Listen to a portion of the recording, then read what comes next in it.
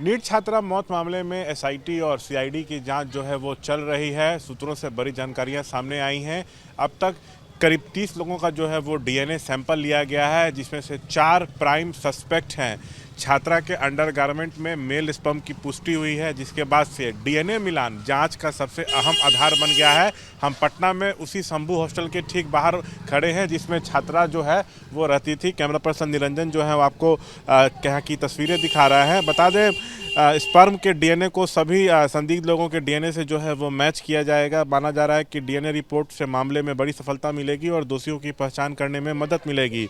छात्रा के अंडरगारमेंट में जो मेल स्पर्म पाया गया है, उस स्पर्म के नमूनों से जांच में संकेत मिले हैं कि यह किसी 18 साल से 22 साल के युवक का हो सकता है। यह कोई करीबी या इसी शंभू हॉस्टल से जुड़ा हो सकता है।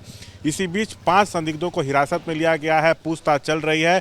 सवाल उठ रहा है कि क्या दरिंदा इसी में से कोई एक है। एसआईटी टीम छात्रा की call detail, travel history, tower location को बारीकी से जो है वो खंगाल रही है। देखिए, हम निरंजन से कहेंगे कि आपको तस्वीरें दिखाते रहे। इस हॉस्टल का जो बिल्डिंग मालिक है मनीष रंजन, उसके पटना एवं जहानाबाद के जो ठिकाने हैं वहाँ पर एसआईटी की रेड हुई है। इसी हॉस्टल में वो टॉप फ्लोर पर परिवार के साथ रहता था, तो यहाँ पर एसआईटी की टीम ने जो है वो रेड की है और इसके जहानाबाद आवास पर भी जो है वो छापेमारी हुई है। परिजनों से जो है वो लंबी पूछताछ हुई है। कई अहम जो दस्तावेज हैं वो जब्त किए गए हैं। इसको 14 तारीख को जो है जेल भेज दिया गया था, जब पीएमसीएच का पोस्टमार्टम रिपोर्ट आया था और उसमें ये कहा गया था कि यौन हिंसा से इनकार नहीं किया जा सकता है। तो परिवार जो है लगातार रेप और हत्या का जो है वो आरोप लगा रहे हैं और ये भी सवाल खड़े कर रहे हैं कि इसको सीधा गिरफ्तार कर जेल क्यों भेजा गया, इसको रिमांड पर लेकर पूछताछ जो है वो क्यों नहीं की जा रही है। इसी भी सूत्रों से जानकारी मिल रही है कि पुलिस जल्द इसको रिमांड पर लेकर जो है वो पूछताछ कर सकती है। बेउर जेल में इसका भी जो है वो डीएनए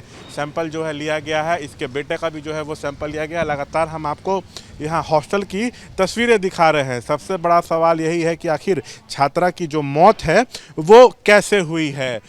जो पीएमसीएच का पोस्टमार्टम रिपोर्ट आया था सेकेंड ओपिनियन के लिए, उसको पटना एम्स जो है वो भेजा गया है और वहाँ के रिपोर्ट आने का जो है वो इंतजार हो रहा है। ये जो मनीष रंजन है यहाँ का बिल्डिंग मालिक, ये शुरू से जो है वो शक के घेरे में है। इस पर सेक्स रैकेट चलाने के भी जो है वो आरोप लगे हैं।